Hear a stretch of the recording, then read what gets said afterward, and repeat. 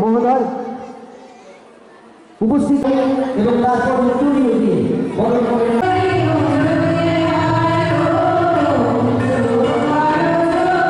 আমরা এই 42তম যে কম্পিটিশন হবে তার থেকে নির্ধারণ করা হবে কারা কারা আগামী কিছুদিন পরেই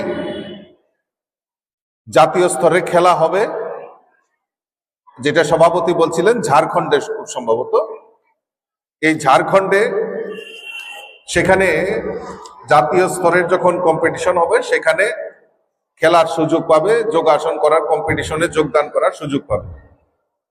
কাজেই আমার মনে হয় যে আজকের দিন এবং কালকের দিন তোমাদের কাছে একটা চ্যালেঞ্জিং জব।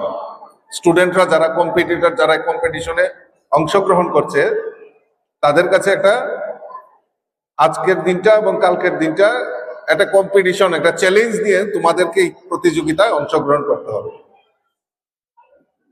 মাননীয় সভাপতি বলছিলেন যে আজকে এগিয়ে চলার সামনে থেকে প্রায় মেলার মাঠ থেকে এখানে প্রায় 400 জনের মতো উপস্থিতিতে এখানে একটা শোভাযাত্রার মাধ্যমে এই বিদ্যালয়ে আসা হয়, এই কম্পিটিশনের শুরুয়াত করা হয়।